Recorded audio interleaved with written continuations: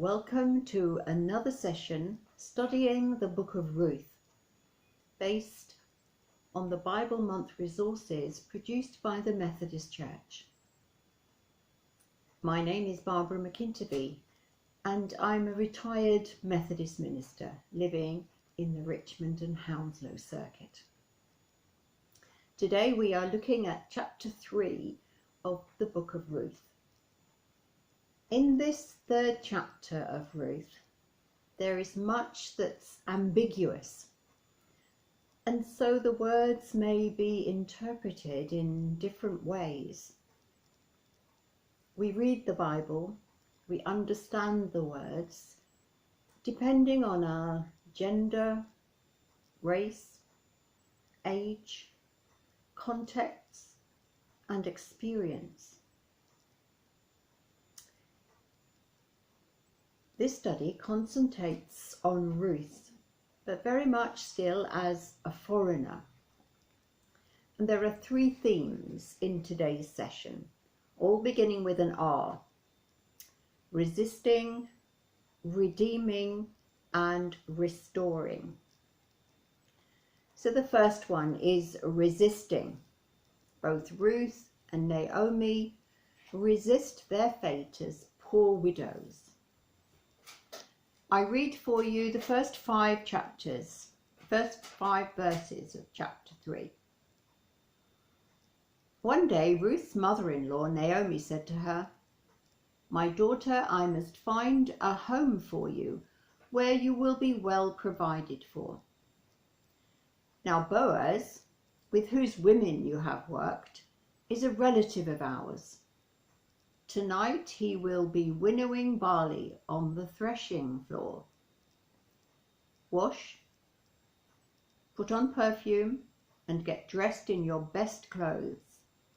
Then go down to the threshing floor, but don't let him know you are there until he has finished eating and drinking. When he lies down, note the place where he is lying. Then go and uncover his feet and lie down. He will tell you what to do." "I will do whatever you say," Ruth answered. Once again, a chapter begins and also ends later with Ruth and Naomi at home making plans and reviewing them. While the first plan to glean was Ruth's idea, this second plan is Naomi's, and coming at the end of the harvest is perhaps more desperate. The morality and motivations of the characters remain blurred. Is Naomi concerned or careless about Ruth's reputation? Is Ruth a willing participant or a victim? Is Boaz a righteous pillar of the community or perhaps a hapless fool? All such understandings are possible, and indeed more. Naomi states her intention clearly: to seek a home and security for Ruth, and therefore herself as well. But refuge from the precariousness of their existence as widows can only really be ensured through marriage. Naomi realizes, although she never states it directly, it will be difficult for her to marry off Ruth because she is a foreigner. This story of Ruth shows that though people were free at that time to cross borders as economic migrants, ethnic difference was still a barrier to being fully included in the community. How important is ethnicity in our society today? How important is your ethnicity in your sense of identity? And is discrimination or exclusion prevalent? And have you ever experienced it anywhere? Now, if we were having a physical face-to-face Bible study, then there would be time for people to express their own views on these questions that have been posed. So if you want to stop and think, then do pause the video and have a think about the questions as we go through. As a local, Naomi knows that as the harvest is celebrated, Boaz will be found at the threshing floor. The threshing floor was a large open space, far enough outside the gates for the grain to be processed without the chaff blowing into the town. It was a place of gathering and of distributing, of transactions and thanksgiving. And a threshing floor was also traditionally associated with sex for hire. During the carnival-like atmosphere of the harvest feast, it was a place outside the bounds of the everyday. With the crops safely gathered, wine would flow, and anything could happen. We are perhaps reminded of the story of Esther, as Ruth is instructed to bathe, to put on perfume, and to adorn herself.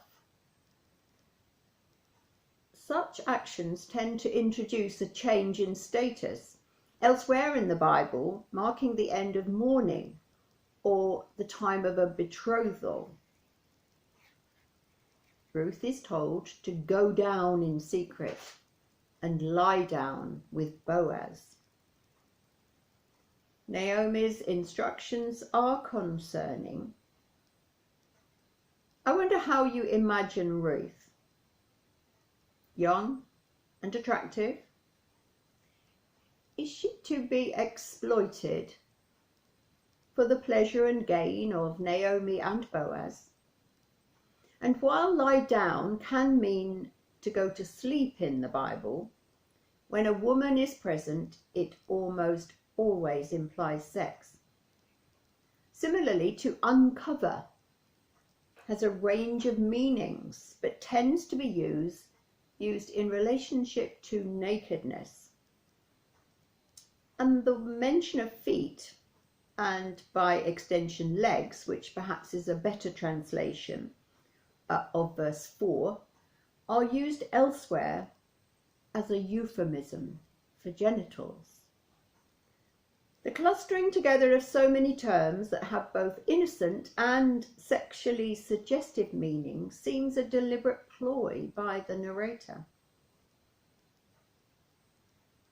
What might the book of Ruth help us to think about, which is not so often spoken about in church? Maybe gender exploitation or violence? Trafficking of foreign women for sex? Let us move on to the next theme, which is redemption, remembering that Naomi sees Boaz as a possible kinsman redeemer, a term meaning someone who has an obligation to redeem a relative in serious difficulty. I read now verses 6 to 15 of chapter 3. So Ruth went down to the threshing floor and did everything her mother-in-law had told her to do. When Boaz had finished eating and drinking and was in good spirits, he went over to lie down at the far end of the grain pile. Ruth approached quietly, uncovered his feet, and lay down. In the middle of the night, something startled the man. He turned, and there was a woman lying at his feet. "Who are you?" he asked. "I am your servant Ruth," she said. "Spread the corner of your garment over me, since you are a guardian redeemer of our family." "The Lord bless you, my daughter," he replied. "This kindness is greater than that which you showed earlier. You have not run after the younger men, whether rich or poor. And now, my daughter, don't be afraid. I will do for you all you ask. All the people of my town know that you are a woman of noble character. Although it is true that I am a guardian redeemer of our family, there is another who is more closely related than I. Stay here for the night, and in the morning, if he wants to do his duty as your guardian redeemer, good, let him redeem you. But if he is not willing, as surely as the Lord lives, I will do it. Lie here till morning. So she lay at his feet until morning, but got up before anyone could be recognized. And he said no one must know that a woman came to the threshing floor. He also said, "Bring me the shawl you are wearing and hold it out."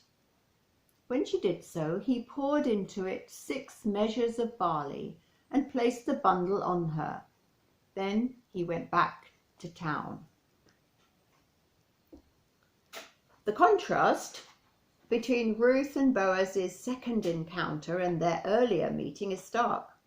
Instead of a midday meeting with witnesses, it's night, and instead of many witnesses, there are none. If Ruth is primarily a story about food, about being empty or satisfied, the fact that Boaz lies down at the end of the heap of grain should not be overlooked.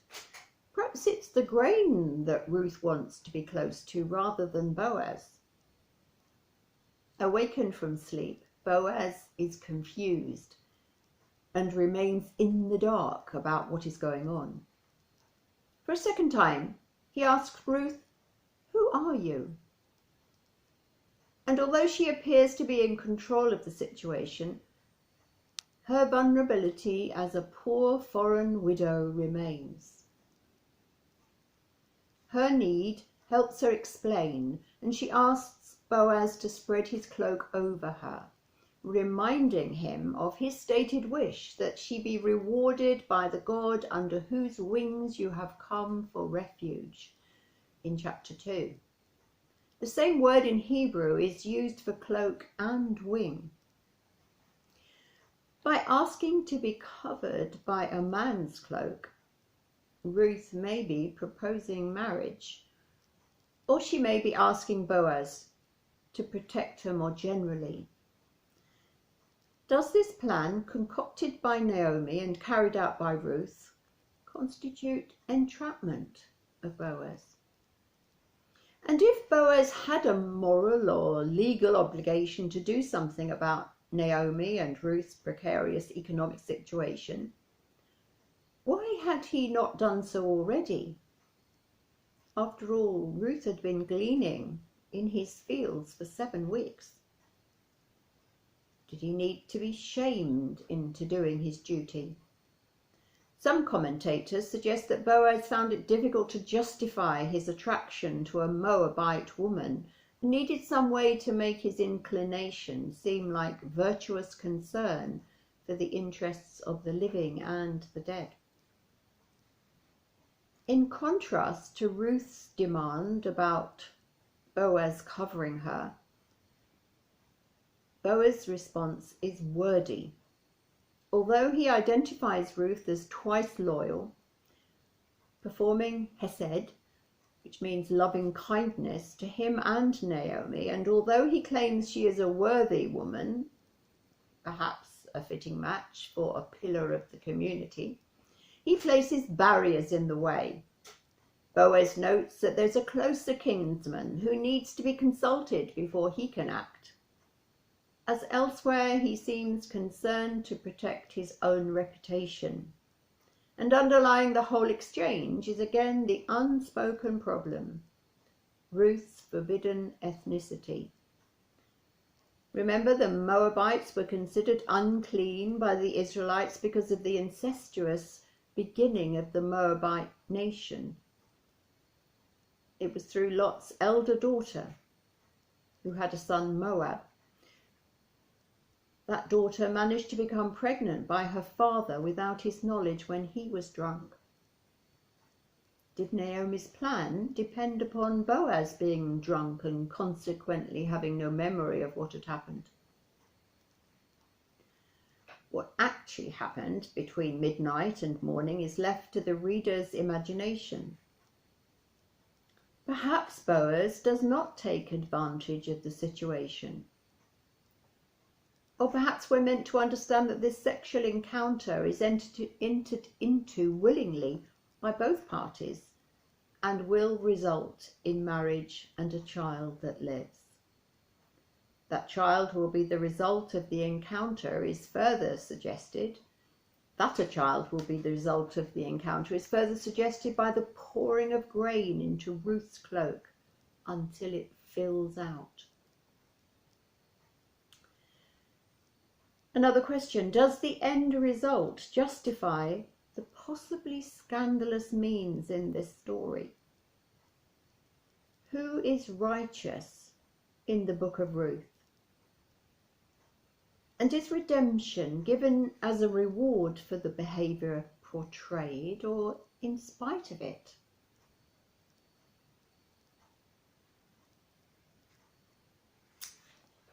Now the final theme, restoring. The last 2 verses of chapter 3. When Ruth came to her mother-in-law, Naomi asked, "How did it go, my daughter?" Then she told her everything Boaz had done for her, and added, "He gave me these 6 measures of barley, saying, 'Don't go back to your mother-in-law empty-handed.' Then Naomi said, 'Wait, my daughter, until you find out what happens, for the man will not rest until the matter is settled today.'" On arrival home, of course, Naomi wants to know how things went.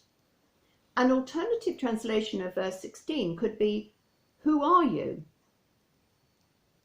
Perhaps Naomi is wanting to know if Ruth's status has changed overnight. Or maybe if Ruth returned home before it was light, Naomi is merely checking who it is by asking, "Is it you, my daughter?" Once again, Naomi sees in the abundance of grain Ruth was given by Boaz hope of a future in which she is satisfied. We may see, looking with the eyes of faith, that God is working behind the scenes in this chapter, but the narrator avoids saying anything about divine help. We might conclude from this story that God only helps those who help themselves. Ruth, on the threshing floor, hinted to Boaz that shelter under God's wing might very well take the shape of shelter under Boaz's wing. In other words, Ruth challenges Boaz to embody divine blessing in her life. Like Boaz, a pillar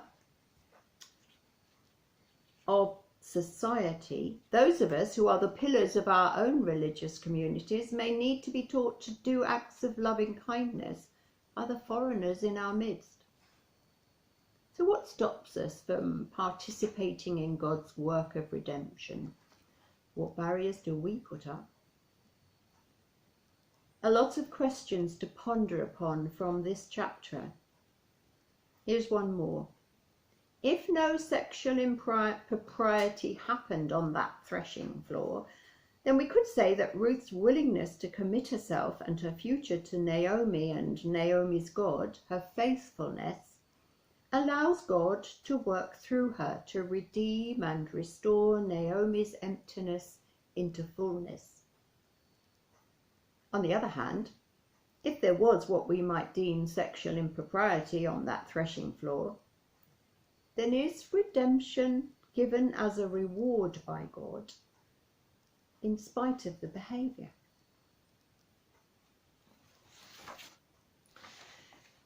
Do join tomorrow's session on chapter 4 and hear and reflect upon the end of the story of Ruth. I close now with a short prayer. God of unconditional loving kindness, thank you that there is nothing we can do to make you love us more, And thank you that there is nothing we can do to make you love us less. Amen.